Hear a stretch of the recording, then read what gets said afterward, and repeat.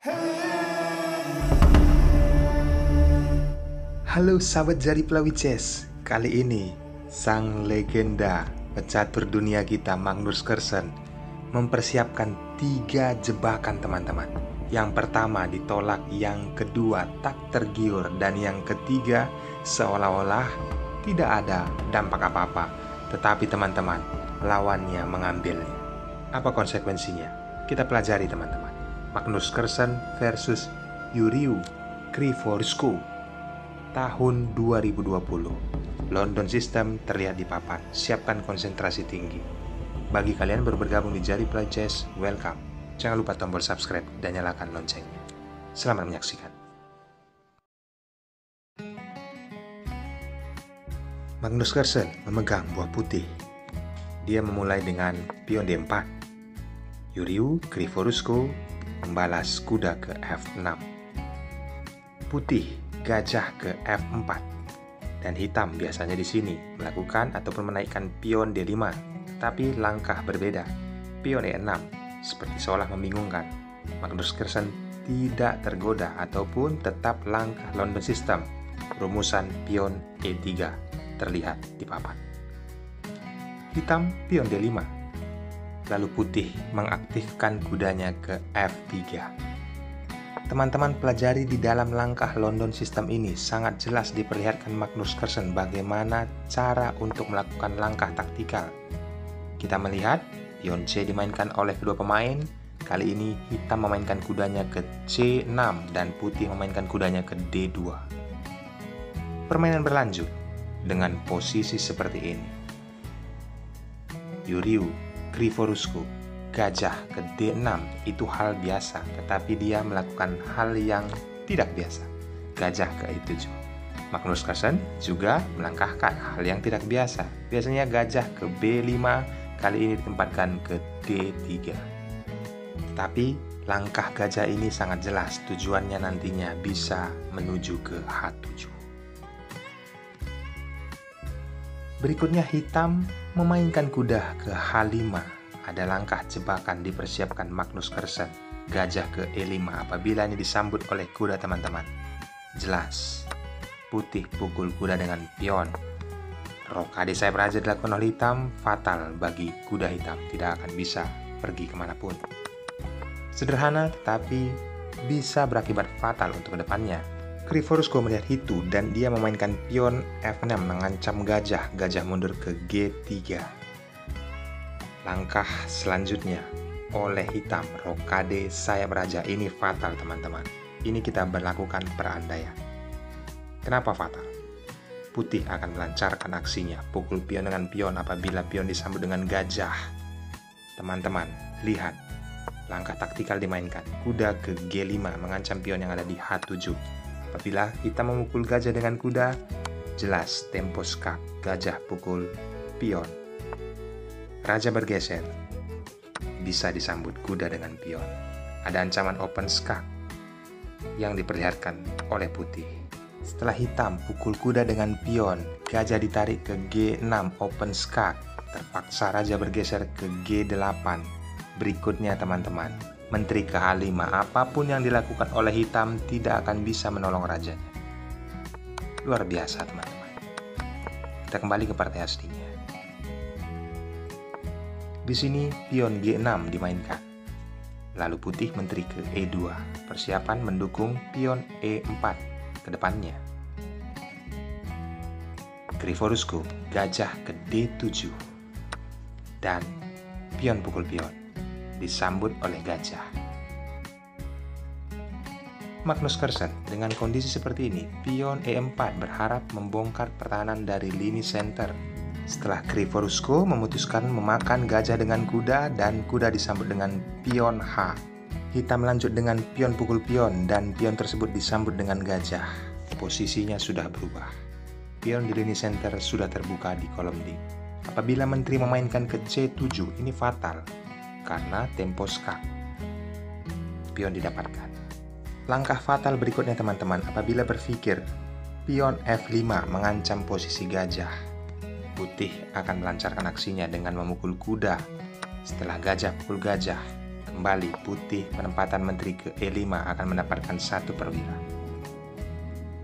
Sederhana tetapi bermanfaat. Kita kembali. Krivorusko menempatkan raja ke F7 menjaga pion yang ada di G6. Magnus Carlsen dengan posisi seperti ini, rokade sayap menteri, ada benteng mengepin posisi menteri hitam.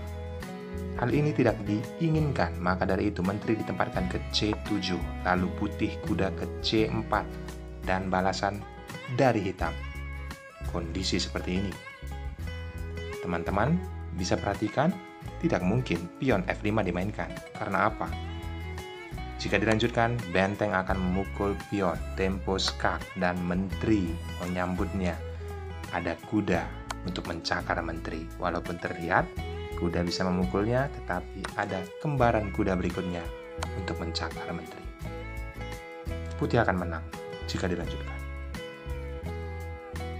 Kita kembali ke partai aslinya, teman-teman. Terlihat jelas oleh Krivorusko, maka dari itu dia melangkahkan benteng ke D8. Magnus Carlsen menteri ke D2, tujuannya jelas ke H6. Bagaimana respon dari hitam dengan posisi seperti ini? Tidak akan mungkin memainkan pion F5 kembali, teman-teman, karena gajah pukul kuda, gajah pukul gajah, ini akan diciptakan oleh putih, tempo skak oleh kuda. Ada 2 langkah dengan posisi seperti ini, hitam bisa raja ke E8, dan putih akan memakan benteng dengan menteri, menteri pukul menteri, benteng pukul menteri, tempo skak, raja pukul benteng, dan di sini kembali kuda mencakar benteng yang ada di H8. Bila dilanjut, putih akan menang. Dengan kondisi seperti ini, mungkin kalian berpikir raja bisa ke G7, tetapi ada langkah menteri skak ke H6, raja mundur ke G8, berikutnya benteng pukul benteng, dan menteri pukul benteng. Permainan berlanjut. Kuda akan memukul pion, teman-teman. Penempatan menteri ke F6, langkah terbaik, tetapi ada kuda memukul benteng, menteri pukul menteri, benteng pukul menteri. Jika dilanjutkan, teman-teman, raja memukul kuda, benteng memukul pion, dan gajah akan memukul pion. Di sini ada kuda mengancam gajah. Gajah langsung mengambil pion yang ada di G2, tetapi kuda juga mengambil pion yang ada di F5. Ada ancaman skakmat, benteng ke E8, dilindungi oleh gajah, penempatan ke C6. Berikutnya ada ancaman skakmat apabila benteng ke F8, dan di sini raja bergeser, giliran kuda, penempatan ke E7, tempo skak, gajah petak hitam akan didapatkan. Luar biasa, teman-teman. Langkah-langkah taktikal yang sangat bermanfaat untuk kita praktekkan nanti saat bermain. Kita kembali ke partai aslinya. Posisi seperti ini, gajah mundur mengancam menteri yang dilakukan oleh benteng D8. Magnus Carlsen seperti rencana awal, menteri ke H6. Berikutnya, benteng pukul benteng, tempo skak, dan disambut oleh benteng. Permainan berlanjut. Hitam menurunkan rajanya ke G8. Langkah berikutnya, pion G4 dimainkan. Krivorusko memukul pion dengan gajah. Magnus Carlsen menyederhanakan permainan, tetapi ada langkah jebakan. Ini tidak bisa dipukul oleh menteri, karena apa? Benteng akan skakmat raja. Maka dari itu, gajah disambut oleh pion, dan harus itu terjadi, teman-teman. Setelah pion pukul gajah, putih pion G5. Ini diciptakan Magnus Carlsen menyediakan jebakan yang terakhir dan diiyakan oleh Krivorusko. Dia tergiur. Menteri ke F4, tempo skak akan mendapatkan kuda. Dampak fatalnya apa, teman-teman? Kita pelajari. Dengan posisi seperti ini, ada ancaman benteng ke D8 oleh benteng putih. Tempo skak. Apabila menteri ke C7, jelas pion pukul pion. Apabila gajah ke C5, akan menjaga posisi F8, tempo skak oleh benteng, langkah reflection, maka skakmat oleh menteri ke G7. Apa yang bisa dilakukan dengan posisi seperti ini, teman-teman? Dia sudah terjebak. Atau dia berpikir, raja bisa ke F7, maka kuda tempo skak. Raja ke E7, kembali skak oleh menteri ke G7. Raja ke D8, open skak.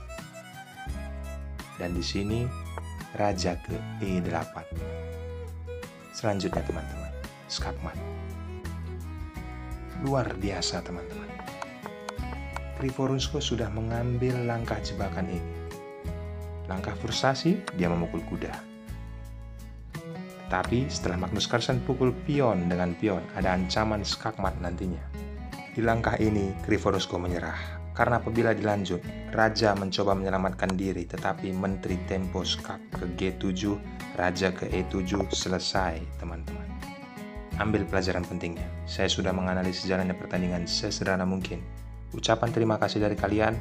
Channel Jari Pelawi CS hanya cukup subscribe dan nyalakan loncengnya. Bye-bye.